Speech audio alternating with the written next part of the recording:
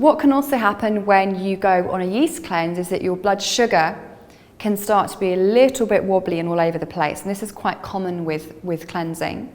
So I recommend taking herbs and foods like cinnamon quills, you've got prickly ash bark, hibiscus flower tea, and being on a blood sugar control diet and supplementing with chromium. And a blood sugar control diet means making sure that you have enough proteins and fats in the diet, because these help us to feel fuller for longer, and the kind of carbohydrates you're using are slow burning. So things like oats, rye, barley, things like quinoa and buckwheat. So maybe avoiding things like white bread, white rice that release their energy much more quickly.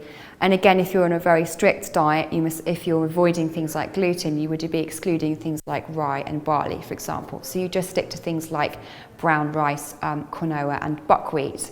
So, and it's making sure that when you're kind of putting meals together, that you're making sure you've got good amounts of protein. So that might be fish, for example, and meat, and then lots of really nice vegetables, and then a smaller portion of your grains there.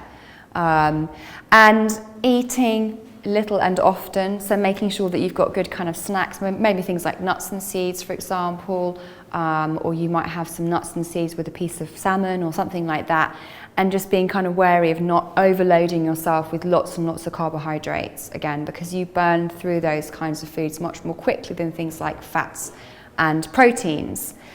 Make sure you drink plenty of water, and try to avoid things like tea and coffee, as these can mean you have blood sugar fluctuations.